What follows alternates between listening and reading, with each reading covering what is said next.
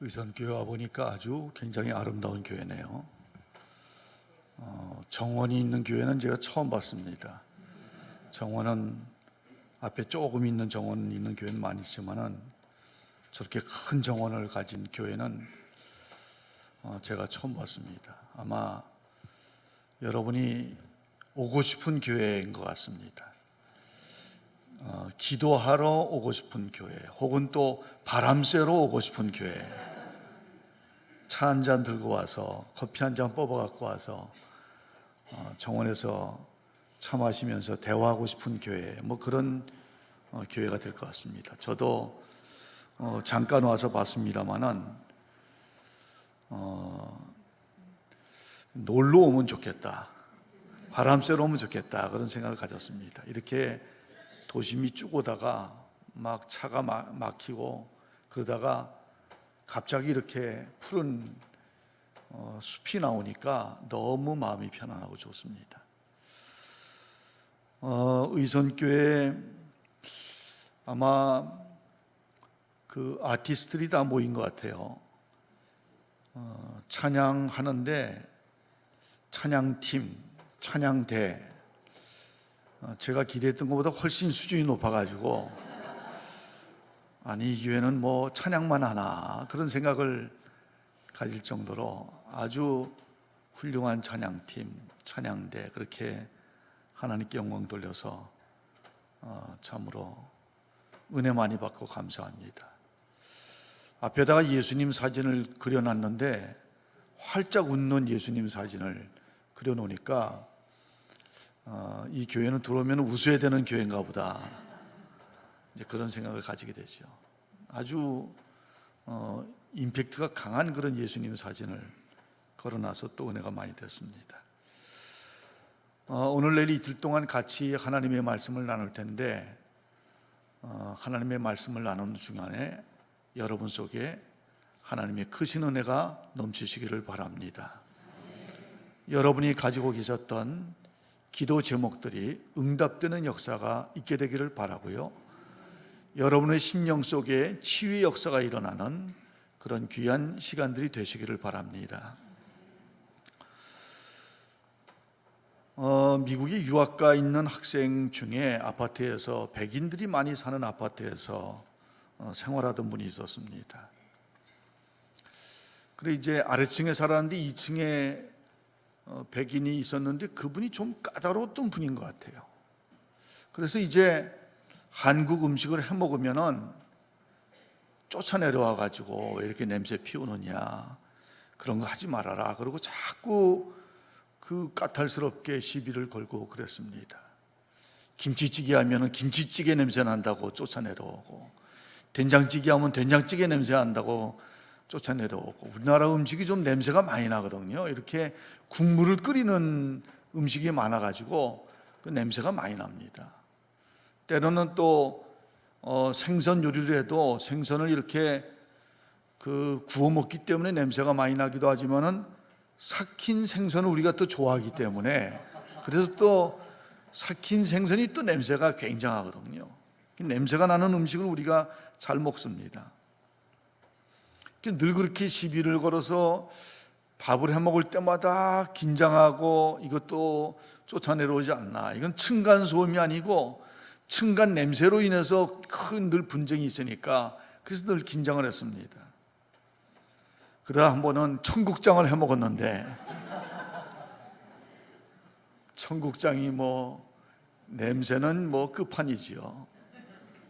아마 위층 사람뿐만 아니라 그 동 전체가 아마 이게 냄새, 무슨 냄새인가, 삭힌 냄새 때문에 대단했을 겁니다.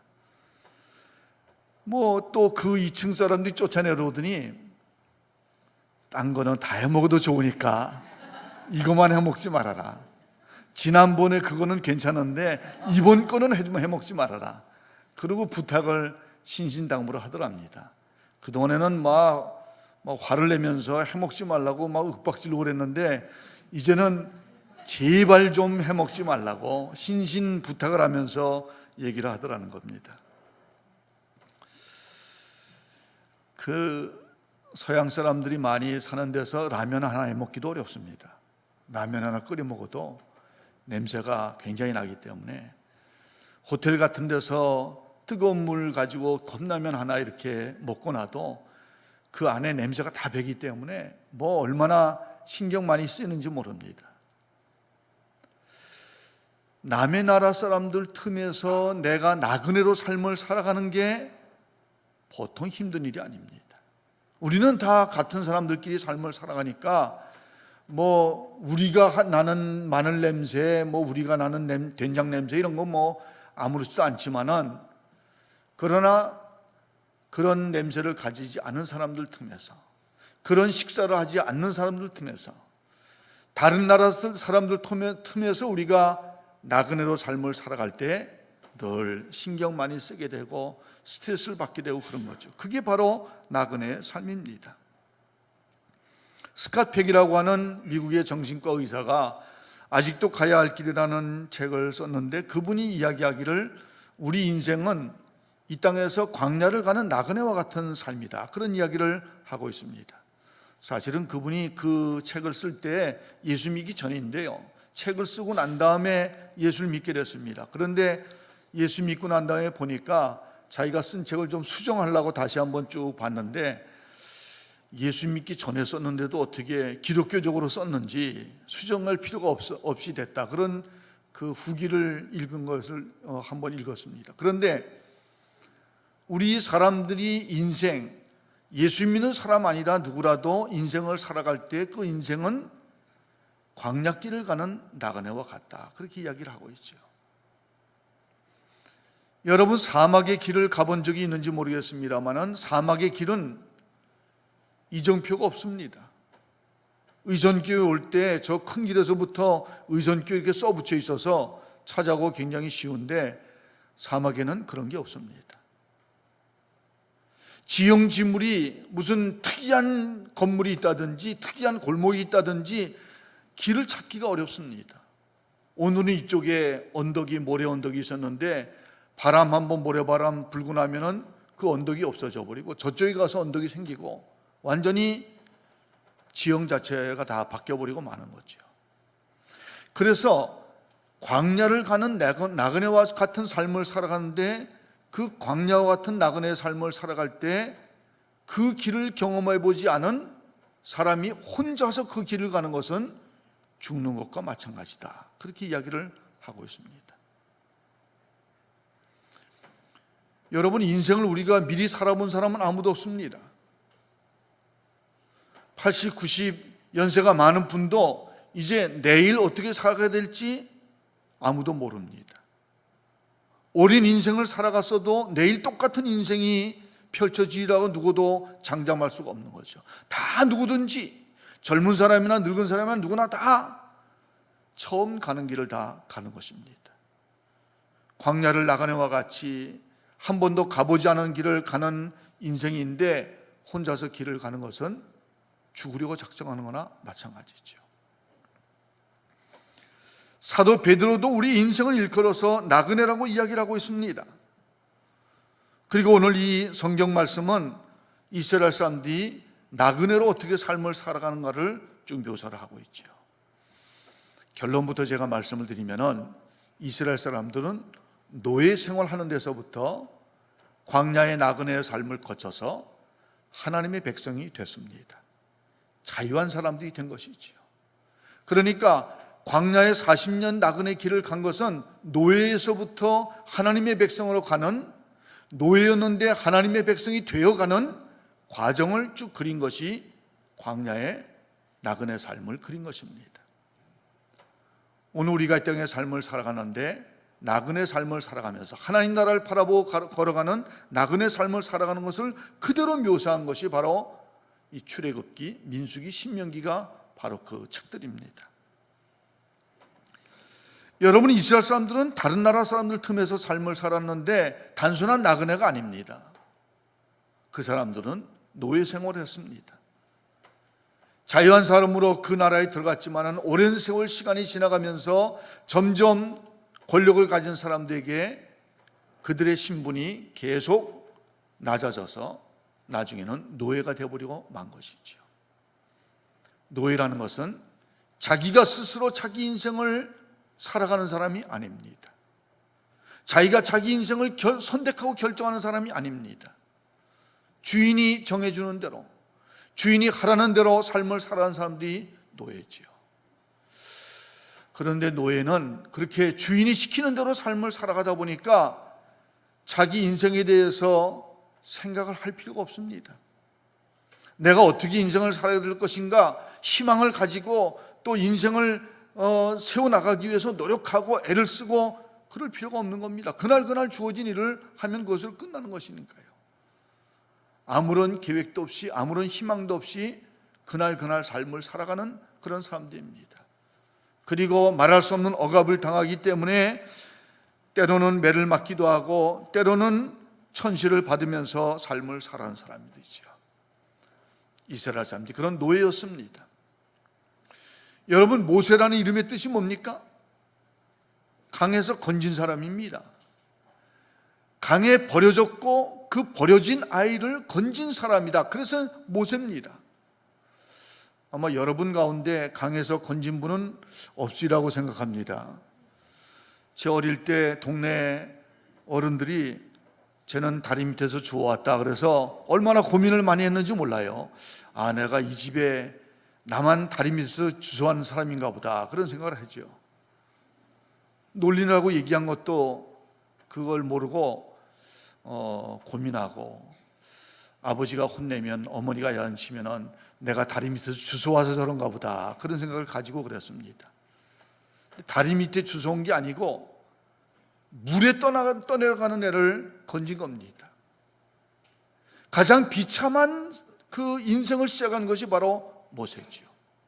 모세뿐만 아니라 히브리 사람 전체가, 히브리 남자들은 다 강에 떠내려가고 없어져 버리고 그런 운명이었지만은, 그래서 거기서 건져냈다는 것은 그래도 행운한데, 그러나 버려진 아이, 강에서 건져온 아이, 그처럼 비참하게 인생을 시작할 수가 없습니다. 공주의 아들로 궁중에서 자라났다는 것이 굉장히 큰 메리트이긴 합니다만은, 그러나 저는 그런 생각을 해봅니다. 궁중에 굉장히 많은 아이들이 있는데, 왕자의 아들, 공주의 아들, 딸 해서 굉장히 많은 아이들이 있는데, 그 틈에서 강에서 주워온 아이가 하나 있는 겁니다. 그 아이가 제대로 대접을 받겠습니까? 남들과 똑같은 음식을 먹는다든지 똑같은 옷을 입고 똑같은 교육을 받고 그런다고 하더라도 다른 아이들로부터 아마 왕따를 많이 당했을 것이다. 다른 아이들부터 굉장히 천대를 많이 받았을 것이다. 그런 생각을 가집니다. 이제 그렇게 자라난 사람이기 때문에 그 속에 화가 가득 차고 분노가 가득 차고 그런 삶을 살아갈 수밖에 없는 것이죠. 얼마나 방황했겠습니까? 건전하게 이렇게 건전한 가정에서 어려움이 없이 잘 자라는 아이들도 사춘기가 되면은 방황하는데, 모세는 아마 굉장히 많이 방황하는 삶을 젊은 시절을 보냈을 것이다, 그런 생각을 가집니다. 그래서 모세는 정상적인 그런 정서를 가진 사람이 되지를 못했지요. 굉장한 혈기를 가진 사람이 됐습니다. 길 가다가 자기 민족이 이렇게 애굽 사람한테 천대받는 걸 보고 참을 수가 없었습니다. 자기도 그런 천대를 받았으니까, 그러니까 아마 참을 수가 없었을 것입니다. 그래서 그 애굽 사람을 때려 죽였죠. 문제가 있을 때, 화가 날 때 그 문제를 해결하기 위해서 폭력으로 문제를 해결하는 사람이 됐습니다. 화난다고 사람 때려 죽이고, 그건 좀 심하지 않습니까? 그런데 모세는 화가 나기 때문에 사람을 때려 죽일 정도가 되는 사람이니까, 이거는 정상적인 데서 좀 많이 벗어난 극단적인 사람이라고 말할 수가 있죠. 그리고 모세는 거기서부터 도망가서 광야에서 양치기 됐습니다. 사람이 하나도 없는 데서 양만 데리고 삶을 살아가는 사람이 됐습니다. 사람들과의 교제, 사람들과의 관계 형성, 이런 건 잘 할 수가 없었고 양만 데리고 삶을 살아갔습니다. 그 양을 데리고 삶을 살아가는 사람, 완전히 인생의 밑바닥에 떨어져서 양을 치고 살아가는, 양치기가 이렇게 볼 때는 상당히 낭만적으로 보입니다만은 양치기는 양 같은 삶을 살아가는 삶입니다. 그러니까 사람 같은 삶을 살아가는 게 아니고 짐승 같은 삶을 살아가는 사람이 양치기죠. 인생의 가장 밑바닥에 떨어지는 그런 상황에 있었습니다. 아무도 모세를 불쌍히 여긴다든지 모세를 귀하게 여긴다든지 그런 사람은 아무도 없었습니다.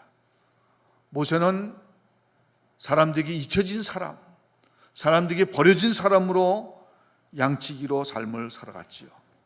여러분, 그런데 오늘 이제 이 출애굽기 3장 말씀에 하나님께서 모세를 만나주는 그런 장면이 이제 여기서부터 시작이 됩니다. 떨기나무에 불이 붙었고요, 모세가 가까이 갔을 때 하나님이 그를 만나주셨습니다.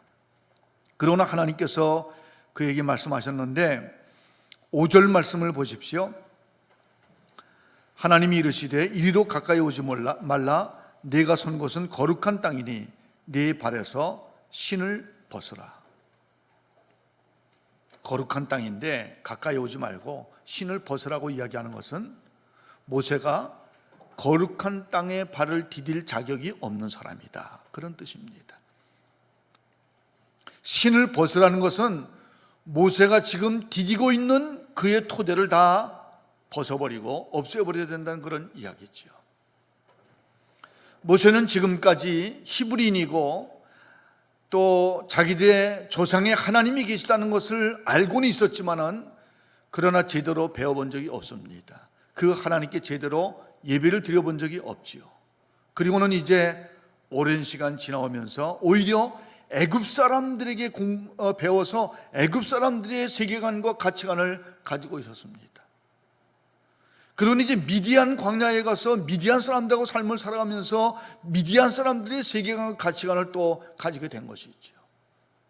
그러니까 이스라엘 사람이고 하나님의 백성이지만은 하나님의 백성다운 것은 하나도 가지고 있지 않았고, 뭐 그의 머릿속에나 그의 마음속에나 아무것도 하나님의 백성다운 것은 가지지 않았고, 그에게 있는 것은 이방 사람들의 세계관, 이방 사람들의 가치관을 가지고 삶을 살았습니다. 하나님은 관심이 없이 사람 중심의 삶을 살아오고 물질 중심의 삶을 살아온 것이죠. 그의 세계 전체는 사람으로 가득 차 있고 물질로 가득 차 있는 것이 그의 세계입니다. 그 속에 하나님에 대해서 아주 희미하게 알고 있었지만은 그가 가지고 있는 세계 속에 하나님이 차지하는 자리는 아주 거의 없다시피 한 그런 상황 가운데 있었습니다. 발의 신을 벗는다는 것은 이방인의 세계관과 가치관을 다 버려야 된다는 것이지요. 그의 세계 속에 하나님이 자리를 차지하고 있지 않았는데 이제는 하나님이 가득 찬 세계관을 가져야 된다는 것을 의미를 하는 것입니다. 여러분, 신앙이라는 것은 하나님을 하나님답게 섬기는 것이 신앙입니다. 하나님이 나를 창조하신 분이시다. 하나님이 나를 주관하신 분이시다. 하나님이 나의 주님이시고 나의 왕이시다 라는 것을 인정하고 왕답게, 주님답게 섬기는 것이 신앙입니다. 우리가 가진 것 가운데 우리의 재능, 우리의 시간, 우리가 가진 것 가운데 그저 일부 조금 드리는 정도가 아니고 내 것 전체는 하나님 나에게 창조하시고 하나님 나에게 주신 것이기 때문에 내 모든 것은 하나님의 것입니다 라고 인정을 하고 하나님을 하나님답게 섬기는 것이 신앙이죠. 예수를 믿게 되는 것을 회심이라고 이야기하는데, 회심이라는 것은 내가 주인 됐던 데서부터 변화해서 하나님을 나의 주님으로, 예수 그리스도를 나의 생명의 구주로, 예수 그리스도를 내 인생의 주님으로 모시는 것이 회심이지요. 주인이 완전히 바뀌는 것이 회심입니다. 우리 신앙생활은 내가 주인인 줄 알았는데 나는 아무것도 아니고 죄인이고, 내가 죽고 하나님이 나의 창조주시고 예수께서 나의 주님이시다는 것을 인정하고 모시고 섬기는 것이 회심이고 신앙인 것입니다. 거기서부터 신앙생활이 시작이 되는 것이죠. 지금 모세는 하나님 앞에서 절대적으로 그의 신분이 변화되는 시간을 지금 맞게 된 것입니다. 이방 사람들의 신을 신고 이방 사람들의 세계관, 이방 사람들의 가치관, 이방 사람들의 생활 관습, 이방 사람들의 사고 방식, 이 모든 것들을 가지고 있던 것을 다 완전히 버리고 다시 출발하는 거지요. 여호와를 나의 하나님으로 섬기고, 하나님께서 나를 창조하신 분이시고, 하나님께서 내 인생의 주인이시고, 온 우주 만물의 주인이 하나님이시라는 것을 인정하고 출발하는 그런 시간을 맞이하게 된 것입니다.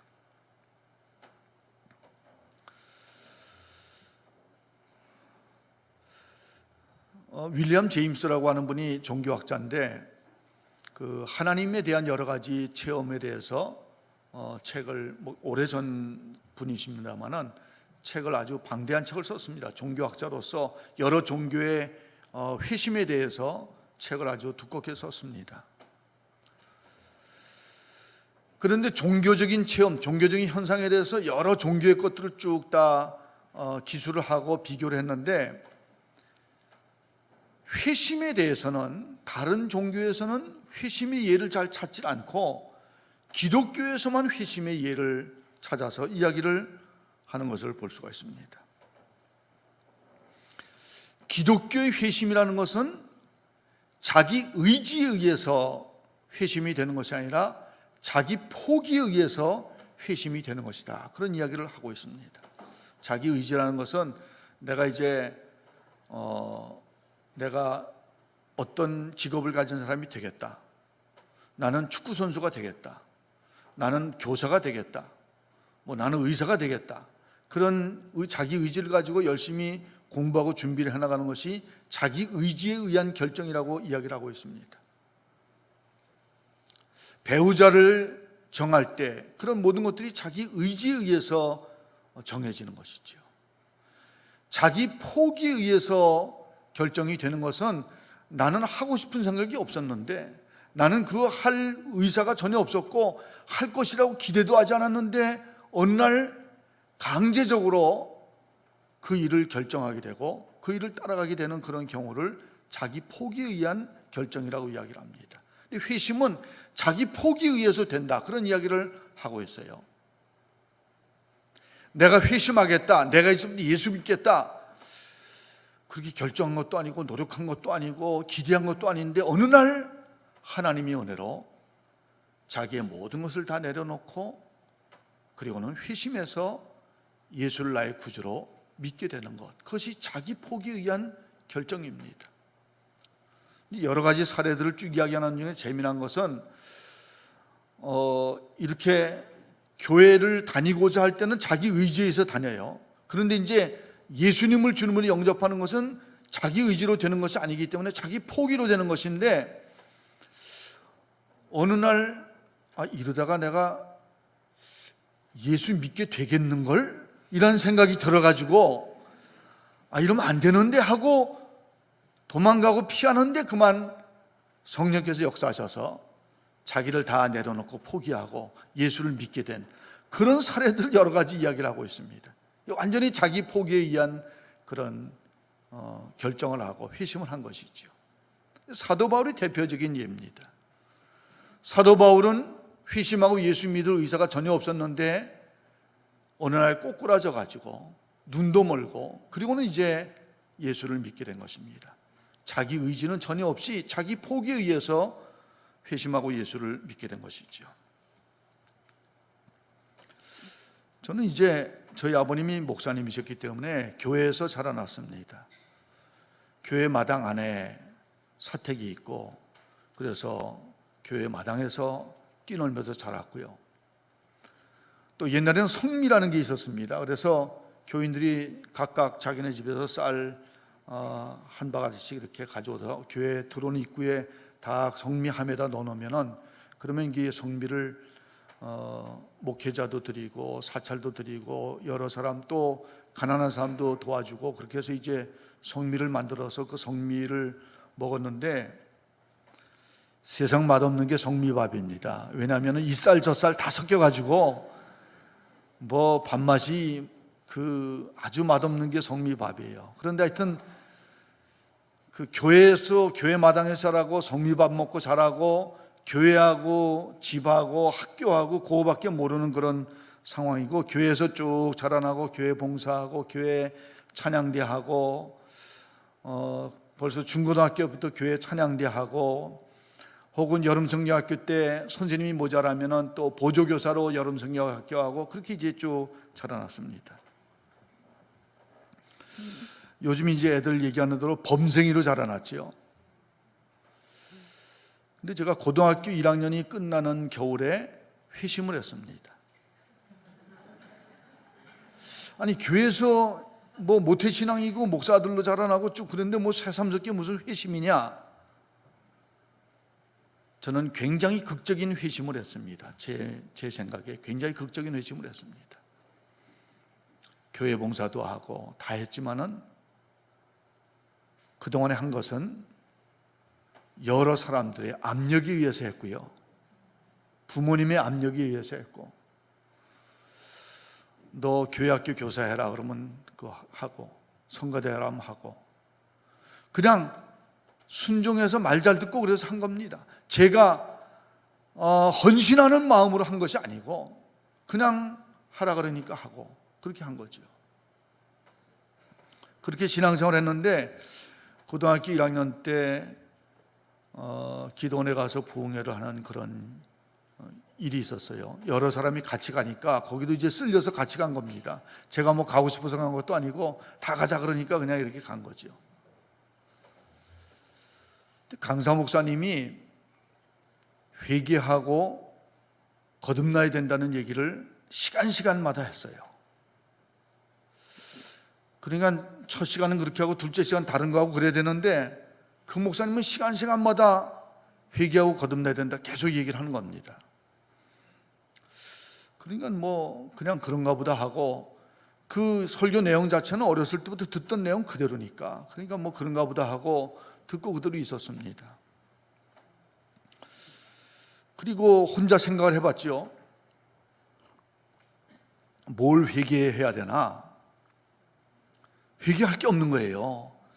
저같이 교회 마당에서 자라난 사람이, 교회하고 학교하고 집밖에 모르는 사람이 무슨 뭐 회개할 게 뭐 있나요? 회개할 게 없습니다. 암만 생각해봐도 회개할 게 없어요. 옆에서 어떤 사람 뭐 회개했다 그러고 뭐 눈물 콧물 쏟고 그래도 저 사람들은 어떻게 인생을 살아 저렇게 회개할 죄가 많은가, 그런 생각만 하고 저는 뭐 회개할 게 전혀 없다고 생각했습니다. 저런 사람들하고 나는 좀 종류가 다르다 그런 생각을 했죠. 근데 주위에 회개하는 사람이 많다 그러니까 아무래도 그 뭐가 좀 있나 생각해서 저도 물어봤어요. 어떻게 회개했냐 물어보니까 자기는 한 두어 사람이 10계명을 가지고 회개했다는 것입니다. 그래서 너도 한번 10계명을 가지고 회개해봐라 그래요. 그래서도 10계명 이렇게 보면서 회개를 했습니다. 뭐 앞만 봐도 회개할 게 없는데 혹시라도 회개할 게 있으면 또 곤란하니까, 남들이 들으면 곤란하니까 조금 멀리 떨어져 가지고 사람들 없는 데 가서 10계명 이렇게 보면서 회개를 했습니다. 뭐 다 외우지만은 다시 한번 이렇게 보면서 회개를 했죠. 나 외에 다른 신을 내게 두지 말라, 해당사항 없음, 하나님의 이름은 망령되이 부르지 말라, 해당사항 없음, 뭐 이렇게 쭉 나갔는데요, 한 번 나가도 없고 두 번 나가도 없고 세 번 나가도 없고, 그래도 뭔가 있을 텐데 하고 계속 봐도 뭐 없었어요. 그런데 몇 번째 계명에서 걸렸는지 모르겠지만은, 몇 번 만에 걸렸는지 모르겠지만은 제 마음 가운데 딱 걸린 것이, 하나님을 하나님답게 믿은 것은 아니었다, 그런 것이 딱 걸렸습니다.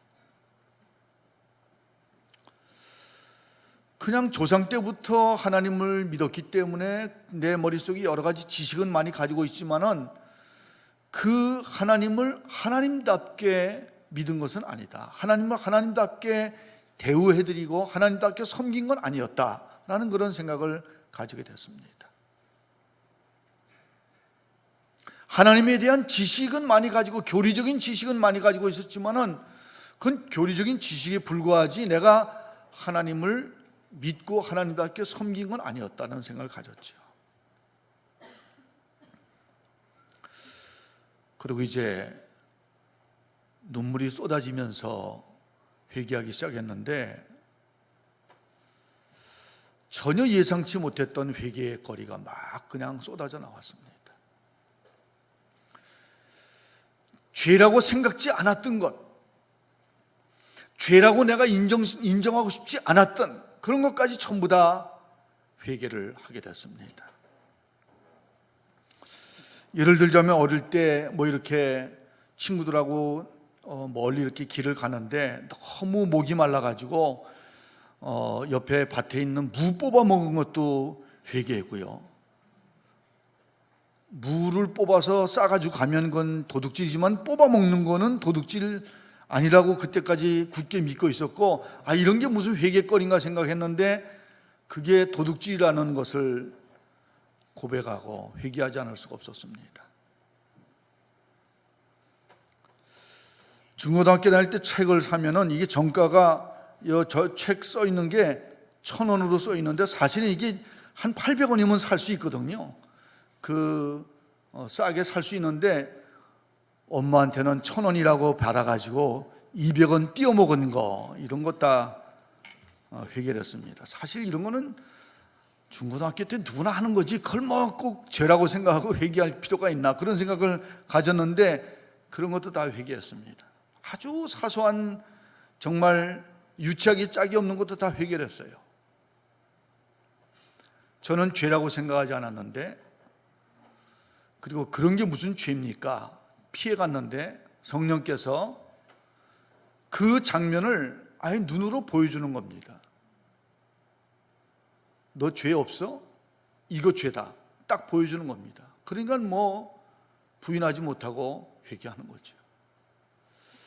저는 그때는 뭐 데이터베이스라는 개념도 없었지만은 하나님 나라의 데이터베이스가 얼마나 잘 돼 있는지 뭐 음성으로 영상으로 다 잘 돼 있어 가지고 내가 도저히 부인할 수 없는 하나님께서 증거를 딱 내놓고 너 이런 죄 졌지? 그럼 뭐 도저히 빠져나갈 수 없는 그런 하나님의 증거물을 보고 몇 시간을 회개를 했는지 오랜 시간 동안 회개를 했습니다. 너무 부끄럽게 쥐구멍이라 들어가고 싶은 그런 수치를 느끼면서 눈물 콧물 쏟고 하나님 앞에 회개했습니다. 장시간 동안 그동안에 내가 지은 죄들을 다 회개를 했습니다. 근데 회개하고 나니까 예수께서 십자가에서 내 죄를 다 사해 주셨다는 그런 확신이 제 마음 가운데 들었고요. 내가 이제는 새로운 사람, 거듭난 사람 되었다는 그런 기쁨을 맛보게 됐습니다. 밤늦게 산에서 기도하던 중이었는데 뭐 하늘의 별이나 달도 또 옆에 있는 혹은 풀이나 나무들이 다 저를 축하해 주는 것 같은, 제가 지금 같은이란 말을 쓰는 것은 좀 이상한 사람 같이 보일까 봐 그러는데 그 모든 것들이 저를 축하해 주는 겁니다. 얼마나 기쁘게 찬양하면서 저한테 박수치면서 축하를 해주는 거죠. 내가 새로운 사람이 되었다는 그런 기쁨과 감격을 가지게 됐습니다. 여러분, 그 다음에도 뭐 교회 생활 잘하고 교회 출석 잘하고 또 성가대도 하고 뭐 교회학교 교사도 하고 계속했지만은 그 전에 했던 것하고는 완전히 마음가짐이 달라졌습니다.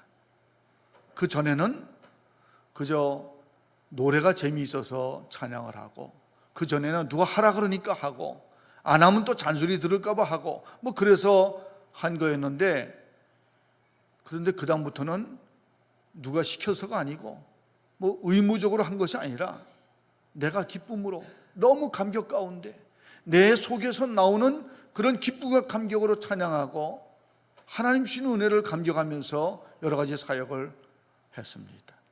완전히 그 전에 가졌던 것 후에 모든 삶이 뭐 겉으로 볼 때는 다 외관은 똑같지만은, 현상은 똑같지만은, 그러나 완전히 다른 삶을 살아가게 된 것이죠. 그때 하나님께서 나의 하나님이시고 예수께서 나의 주님이시라는 것을 확실하게 믿고, 그리고는 이제 그때부터 신앙생활이 시작이 된 겁니다. 모태신앙이지만은, 그러나 저는 모태신앙을 큰 축복이라 생각하고 있지만은 그때부터 신앙생활이 시작된 게 아니고 그 회심한 때부터 신앙생활이 시작됐다. 그때가 바로 나한테는 새로운 신앙이 시작되는 그런 시기였다, 그런 생각을 가지게 되는 것이죠. 여러분, 모세는 이방 사람과 똑같은 사람이었습니다. 혈통으로는 히브리 사람이었지만은, 혈통으로는 이스라엘 사람이었지만은 이방 사람과 똑같은 사람이었습니다. 그런데 이 순간에 하나님 앞에서 자기 신의 발을 벗고 여호와께서 나의 하나님이십니다, 하나님을 하나님답게 받아들이고 하나님답게 섬기는 그 순간서부터 새로운 사람이 된 것이지요. 모세가 신을 벗으니까 하나님께서 하나님 자신을 계시하셨는데 6절 말씀에는 하나님이 말씀하시기를 나는 네 조상의 하나님이니 아브라함의 하나님, 이삭의 하나님, 야곱의 하나님이라 말씀하고 있습니다. 나는 네 하나님이다 라고 말씀을 하는 것이죠. 오랜 시간 동안 하나님에 대해서 희미하게 알고 막연하게 알고는 있었지만은 하나님을 배워보지도 않았고 하나님께 예배드려 보지도 못하고 하나님 앞에 찬양한 적도 없고 그렇게 삶을 살아왔는데, 하나님께서 어느 날 갑자기 나타나서 내가 네 하나님이야, 그리고 7절 이하에는 너는 내 백성이다, 그렇게 말씀을 하시는 것입니다. 7절 8절에는 말씀하시기를 내가 애굽에 있는 내 백성의 고통을 분명히 보고 하고 그 뒤에 쭉 말씀하는 것을 볼 수가 있습니다. 이 애굽에서 노예 생활하는 이 사람들은 내 백성이다 라는 그런 말씀을 하시는 것이죠. 모세가 비로소 여호와께서 나의 하나님이시고 또 그 하나님의, 나는 그 하나님의 백성이다라는 것을 깨달을 수가 있게 됐습니다. 여러분, 이거는 새로운 사실이 아니고요, 벌써 아브라함 때부터 있었던 사실인데 지금 모세한테 재확인해 주고 있는 것입니다. 이스라엘 사람들이 애굽에서도 노예 생활하면서 오랜 시간 다 잊어버리고 있던 그런 일들인데 지금 재확인을 해 주시는 것이죠. 하나님께서 말씀하시기를 7절 말씀에는 내가 애굽에 있는 내 백성의 고통을 분명히 보고 그들의 감독자로 말미암아 부르짖음을 듣고 그 근심을 알고 내가 내려가서 그들을 애굽인의 손에서 건져내겠다고 말씀을 하고 있습니다. 오랜 세월 동안 이스라엘 사람들은 자기들은 버려진 사람들이다, 우린 버려진 백성이다, 애굽 사람들이 노예 생활하면서 아무도 우리한테 관심을 기울이고 있지 않다, 아무도 우리를 도와줄 사람이 없다, 아무도 우리를 구해줄 사람이 없다라고 생각을 하고 있었는데 그들은 버려진 사람들이 아니었습니다. 하나님께서 그들을 다 지켜보고 계셨고요, 그리고 지금 이 순간에 그들 가운데 내려오셔서 그들을 건져내시기로 작정을 하신 것입니다. 하나님의 구원 계획을 지금 모세에게 말씀하고 있는 것이죠. 노예 생활하고 있는 사람들을 구원하겠다는 하나님의 계획을 지금 선포를 하시는 것입니다. 그러는 모세에게 바로에게 가라고 말씀하시고, 그리고 모세는 자기가 그 바로한테 가서 할 수 있는 게 아무것도 없습니다, 그렇게 고백을 하고 있습니다. 너무 자신감이 없기 때문에 바로를 두려워해서 뒤로 숨는 거지요. 그럴 때 하나님께서 약속을 주신 말씀이 12절 말씀입니다. 여러분 12절 말씀을 보십시오. 12절 말씀 다 같이 읽겠습니다. 하나님이 이르시되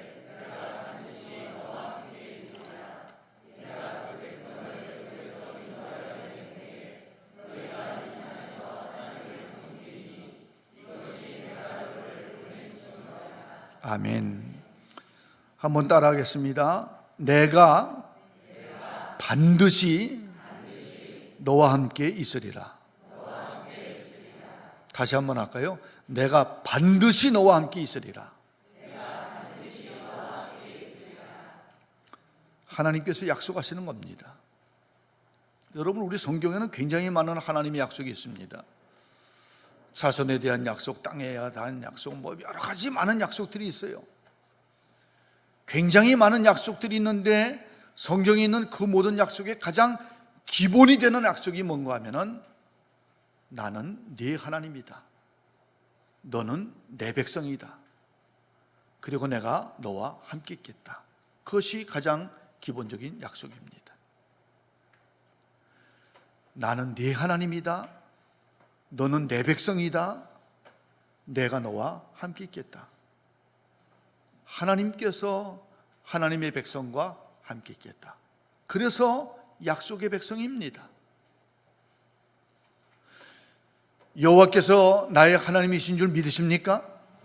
우리가 하나님의 백성인 줄 믿습니까? 하나님이 우리와 함께 계시는 걸 믿습니까? 이것이 약속의 백성입니다. 여러분, 성경에는 내가 너와 함께 있으리라는 말씀이 얼마나 많이 나오는지 모릅니다. 이스라엘 사람들이 하나님을 잊어버리고 있을 때도 하나님께서 선지자들을 통해서 내가 네 하나님이다. 너희는 내 백성이야. 내가 너희와 함께 있겠다. 약속을 주시고요. 신약 성경에 와서도 구약 성경 전체를 통해서 신약 성경 전체를 통해서 같은 약속을 계속해서 하나님께서 반복해서 말씀하십니다. 마태복음 1장 23절에는 임마누엘이라는 말이 나오는데 그 임마누엘이 뭔가 하면은 하나님이 너희와 함께 계신다라는 뜻입니다. 마태복음 28장 20절 말씀에 우리 주님께서 이 땅을 떠났을 때 볼지어다 내가 세상 끝날까지 너희와 항상 함께 있으리라. 임마누엘 약속을 또 하시죠. 예수님이 이 땅에 오실 때, 예수님이 이 땅을 떠나실 때 내가 너희와 함께 있다. 하나님이 우리와 함께 계신다. 그 약속을 계속해서 반복해서 이야기를 하는 것입니다. 사람들이 또 잊어버리면 또 말씀하시고 또 잊어버리면 또 말씀하시고 내가 네 하나님이야. 너는 내 백성이야. 그래서 내가 너희와 함께 있다. 그것을 계속해서 말씀을 하고 계시는 것입니다. 여러분, 광야 길을 갈 때 불기둥 구름기둥이 이스라엘 사람들 인도했다. 그 불기둥 구름기둥은 보이는 현상이고요. 그 불기둥 구름기둥이 있을 수밖에 없는 약속, 그 약속이 뭔가 하면은 내가 지금 너희와 함께 있다 라는 그런 약속을 하는 것입니다. 만나를 내리실 때, 메추라기를 내리실 때, 광야의 반석에서 생수를 내실 때, 그럴 때 그 모든 것들은 눈에 보이는 것이고 그 밑에 있는 약속은 뭔가 하면은 내가 너와 함께 있다. 먹을 게 없지? 내가 너와 함께 있어. 마실 게 없지? 내가 너와 함께 있다. 뜨거운 태양 아래서 길을 가는 게 얼마나 힘드니? 내가 구름 기둥으로 너와 함께 있다. 밤이 얼마나 춥고 갈 길을 모르고 헤매니? 내가 불기둥으로 너와 함께 있다. 하나님이 함께 계신다는 그런 약속의 증거들이 계속해서 광야 생활하는 동안에 나타나게 되는 것이죠. 여러분, 중요한 점은 뭔가 하면은 내가 하나님의 백성이고 하나님이 나와 함께 계신다. 여호와는 나의 하나님이시고 나는 하나님의 백성이고 하나님이 나와 함께 계신다. 그 약속을 붙드는 것이 가장 중요한 관건인 것입니다. 어떤 환경에 처해 있느냐가 중요한 것이 아니고 어떤 환경에 있든지 하나님이 나와 함께 계신다는 것을 믿는 그 약속을 붙드는 것이 가장 귀한 것이죠.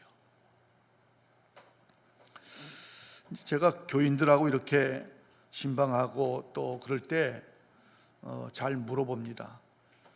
좋아하는 찬송이 뭐가 있습니까? 찬송 다 좋지요.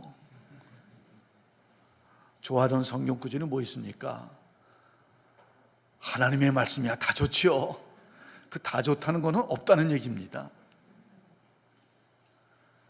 찬송이 다 좋고 또 하나님의 말씀 다 좋은 건 사실이지만은 나의 말씀, 나의 찬송이 없다는 거죠. 저는 이제 신앙생활 하면서 나의 말씀, 나의 찬송이 이렇게 시기마다 내가 처한 환경마다 조금씩 이렇게 몇 가지 달라지고 몇 가지가 저한테 있는 것이 있습니다. 빌립보서 4장의 말씀, 4장 4절 이하의 말씀이 저의 말씀이 된 적도 있었습니다. 데살로니가전서 5장 말씀이 나의 말씀이 된 적도 있고요. 항상 기뻐하라, 쉬지 말고 기도하라, 범사에 감사하라. 제가 기도하다가 저의 말씀이 된 그 말씀 그 가운데 하나가 이 출애굽기 3장 12절 말씀입니다. 내가 반드시 너와 함께 있으리라. 이제 함께라는 말이 가장 중요한 단어인데 저는 이 구절을 읽을 때마다 반드시의 힘이 들어갑니다. 함께의 힘이 안 들어가고 반드시 함께 들어가요. 반드시 힘이 들어가요. 왜 그러냐면은 함께 계신다는 말씀을 내가 잊어버릴 때도 있고, 어떨 때는 기도하면서 너무 힘들고 어려울 때 하나님이 과연 나와 함께 계시나 그런 생각을 들 때도 있고, 그래서 반드시 내가 너와 함께 있으리라. 이 반드시가 이제 힘이 들어가요. 근데 이 반드시 너와 함께 있으라는 말씀이 저의 말씀이 돼서 이 말씀을 붙들고 눈물로 기도할 때도 있고, 이 말씀을 붙들고 넘어졌다 다시 일어설 때도 있고 그렇습니다. 뭐 다 좋다 그러면은 붙들 게 없어요. 하나님의 말씀이 다 좋다 그러면은 이 어려울 때 내가 이렇게 기도할 때 뭘 붙들고 기도해야 되나? 붙들 게 없어요. 그런데 나의 말씀이 있을 때 그 나의 말씀을 붙들고 기도하는 거죠. 기도할 때 그 말씀을 암송하면서 기도합니다. 그 말씀을 또다시 암송하고 묵상하면서 그 말씀을 또 내가 붙잡고 은혜를 받고 기도를 하지요. 어려운 문제를 놓고 기도할 때 그 어려운 문제가 해결된 건 아니지만은, 환경은 하나도 바뀐 건 아니지만은, 이 하나님의 말씀, 내가 반드시 너와 함께 있다는 이 하나님의 말씀이 가슴에 와서 확 박히면은 환경이 바뀌고 뭐 지금 환경이 어렵고 그런 것들은 그 문제가 되질 않습니다. 하나님이 함께 계시면 이건 문제도 아니야. 하나님이 함께 계시면 얼마든지 이겨낼 수 있어. 그런 확신을 가지게 되니까 마음 가운데 평강도 가지게 되고 마음 가운데 담대한 마음도 가지게 되는 것이죠. 여러분의 말씀을 가지시기를 바랍니다. 누구나 다 좋아하는 말씀 말고 나의 말씀, 나에게 은혜 준 말씀, 내가 붙들고 일어설 수 있는 말씀, 지금도 그 말씀을 붙들고 기도할 말씀, 그 말씀을 여러분이 가지시길 바랍니다. 저는 은퇴하고 나서 조금 더 기도하는 시간을 많이 가질 수가 있어서 저한테 유익인데, 그전에는 뭐 심호하는 중에는 시간을 많이 가질 수가 없었는데, 지금은 이제 하나님의 말씀을 묵상하면서 기도하는 시간을 조금 더 많이 가질 수 있어서 지금 이제 시편을 하나씩 이렇게 매일 하나씩 묵상하면서 기도를 하고 있는데요. 그리고는 제가 묵상한 내용들을 또 기록도 하고 이제 그러고 있습니다. 그런데 시편을 뭐 한두 번 읽어봤어요? 얼마나 많이 읽어봤습니까? 뭐 암송도 하고 뭐 그렇죠. 그런데 아침에 시편을 묵상하다가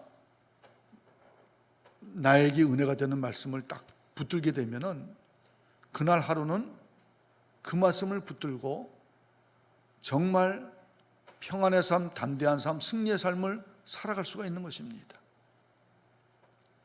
근데 이렇게 탁 붙들어지는 말씀이 없으면은 그냥 뭐 덤덤하게 그냥 지나가는 거죠. 똑같이 하루의 시간을 보내고 있지만은 24시간을 보내고 있지만은 그 시간을 정말 평안하게 담대하게 승리의 삶을 살아가는 시간이 되느냐, 그냥 뭐 또 그냥 가니까 지루하게 그렇게 시간이 가느냐, 완전히 다른 거 아니겠습니까? 여러분의 말씀을 붙드십시오. 오늘 나에게 주는 말씀을 붙들고, 내가 인생을 살아가는데 주시는 말씀을 붙들고, 내가 이런 상황을, 이 어려운 상황을 타개해 나갈 때 나에게 주시는 말씀을 붙들고 여러분의 말씀을 붙드시기를 바랍니다. 오늘 의선교회 오니까 교회라는 찬양을 이 주보에서 제가 보고 가사가 너무나 좋다 그런 생각을 가졌습니다. 그리고 이 교회에 또 와서 보니까 이 교회하고 잘 어울리는 찬양이네 그런 생각도 가지고요. 아름다운 찬양입니다. 근데 여러분 신앙생활하면서 나의 찬송, 내가 붙드는 찬송이 있습니까? 그냥 다 좋아, 그냥 찬양이 다 좋죠. 찬양이 다 은혜스럽죠. 그게 아니고 나에게 주어지는 찬양. 제가 신앙생활하면서 이런 찬양 저런 찬양이 저한테 은혜가 되었습니다.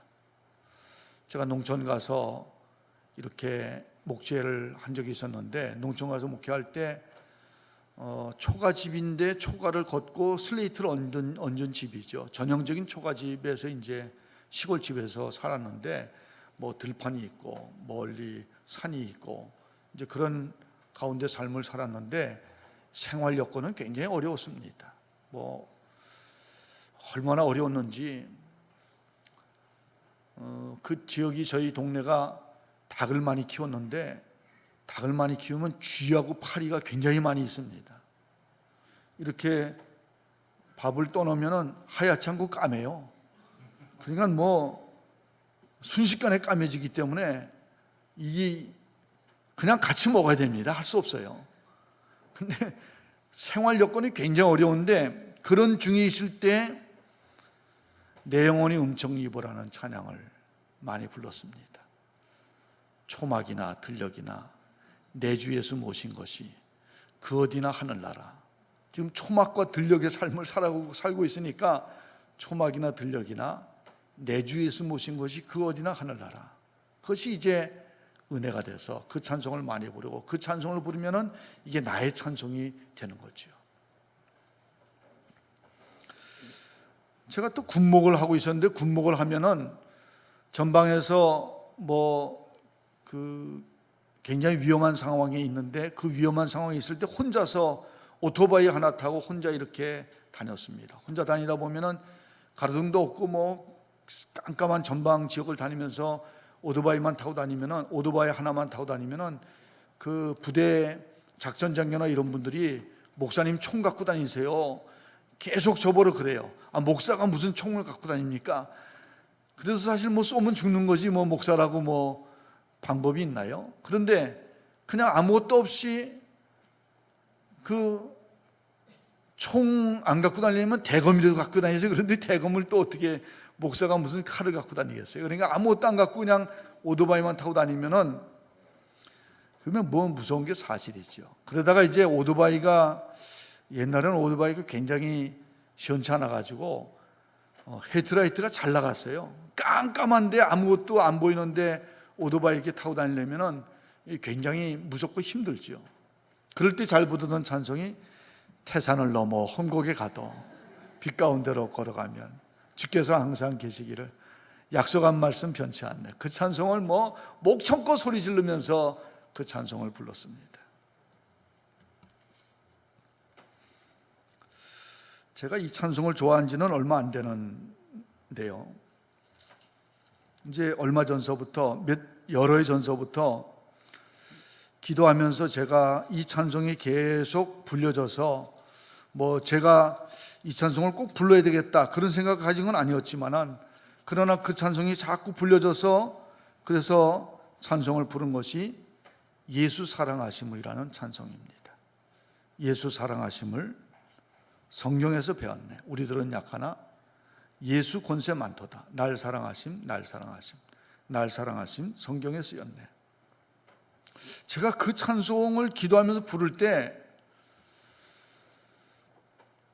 이거는 어릴 때 주일학교 때 이 궤도 넘기면서 부르는 찬송이니까 이건 애들 부르는 찬송인데 왜 이거 애들 부르는 찬송을 내가 부르나, 이제 그런 생각을 하면서 불렀어요. 애들 부르는 찬송이기 때문에 이 유치한 찬송으로 생각을 한 거죠. 근데 그게 나의 찬송이 됐습니다.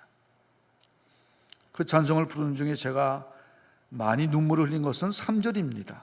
내가 연약할수록 더욱 귀히 여기사 높은 보좌 위에서 낮은 나를 보시네. 날 사랑하심, 날 사랑하심, 날 사랑하심, 성경에 쓰였네. 연약하면 다 누구나 버리는데 우리 주님께서는 얼마나 사랑하시는지, 내가 연약할수록 더욱 귀히 여기시고 높은 보좌 위에서 낮은 나를 보신다. 이렇게 찬송말이 되어 있는 겁니다. 큰 찬송을 부르면서 눈물을 많이 흘렸습니다. 내가 연약한 가운데도 주님께서 나를 사랑하시고 귀히 여기시는구나. 높은 보좌에 폼 잡고 앉아 계시는 분이 아니고 낮은 나를 보시고 나를 사랑하시고 또 돌보시고 그런 주님이시다. 찬송을 부르면서 눈물을 많이 흘렸죠. 한 번은 신방간 중에 연세가 많은 그 우리 집사님 가운데, 은퇴하신 집사님 가운데 한 분이 이제 그 사망 선고를 받고 암에 걸려가지고 사망 선고를 받고 지금 치유 가운데 있다, 그런 분이 계시다 그래서 제가 신방을 갔습니다. 그분이 이제 의사시기 때문에 자신의 병이 어떤 병인지 또 어떤 결과를 가져오는지 너무나 잘 아는 분이세요. 그래서 이제 그분하고 같이 말씀을 나누고 찬송을 부르고 제가 이 563장 예수 사랑하심을 찬송을 부르면서 저는 3절이 은혜가 됩니다. 그리고 지금 얘기한 그런 말씀을 드렸어요. 제가 은혜 받았던 간증을 했습니다. 그랬더니 그 집사님이 저는 4절이 좋습니다. 4절은 뭐냐면은 세상 사는 동안에 나와 함께 하시고 세상 떠나가는 날 천국 가게 하소서. 사망 선고를 다 받았으니까 이제 천국 갈 때가 됐는데 세상 내가 살아가는 동안에 주님께서 나와 함께 계시고 천국 가게 하시면은 그보다 더 큰 축복이 어디 있겠습니까? 이 4절이 저는 굉장히 은혜가 됩니다. 그러고 말씀하시는 겁니다. 그분도 모태신앙이로 어려서부터 쭉 자라나서 이 찬송, 그분도 이거 애들 부르는 찬송인 줄 알았더니 이게 나한테 은혜가 될 줄 몰랐네요. 그러면서 그 찬송을 좋다고 4절을 한 번 더 부르시죠. 또 더 부르시죠. 그래서 몇 번 4절을 불렀습니다. 애들 부르는 찬송인 줄 알았더니 이 찬송이 나의 찬송이 됐습니다. 나의 성경 구절, 나의 찬송 특별한 거 아닙니다. 우리가 많이 알던 것 중에, 우리가 많이 부르던 것 중에, 우리가 암송하던 것 중에 내 형편과 사정에 딱 맞는 성경 구절과 찬송이 나한테 부딪혀오면은 그게 나의 말씀이고 나의 찬송이 되는 거죠. 여러분 삶을 살아가면서 어려운 형편을 만날 때 내가 하나님의 약속의 백성이라는 것을 잊어버리지 마시기를 바랍니다. 버려진 사람이 아닙니다. 애굽 사람들의 노예 생활하고 애굽 사람들에게 짓밟히고 세상 모든 사람들에게 버려진 그런 사람들이 아닙니다.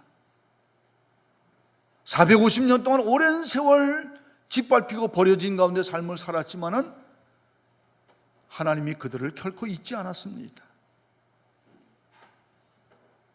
여호와께서 그들의 조상의 하나님, 그들의 하나님이라는 것을 다시 또 계시해서 말씀하시고 너희들은 내 백성이라고 말씀하시고 내가 반드시 너희와 함께 있겠다. 약속을 받은 약속의 백성이죠. 여러분에게 약속이 되는 하나님의 말씀, 여러분의 약속이 되는 찬송을 여러분이 가질 수 있게 되기를 바랍니다. 인생을 살아가면서 나그네로 삶을 살아가면서 여러 가지 장애물을 만날 때, 여러 가지 어려움을 만날 때 아무도 도와주는 삶이 없고 이것을 내가 헤쳐나갈 수 없다는 그런 상황 가운데 놓일 때 내가 약속의 백성임을 꼭 기억하고 나에게 주시는 말씀이 뭐지? 나에게 주시는 찬송이 뭔가? 그것을 찾아서 그 약속의 말씀을 붙들고 그 약속의 찬송을 부르면서 승리하는 여러분이 되시기를 바랍니다. 삭막한 광야를 걸어가면서 그 광야에서 승리하는 여러분, 성공적으로 광야를 걸어가는 그런 여러분의 삶이 되시기를 바랍니다. 기도하겠습니다.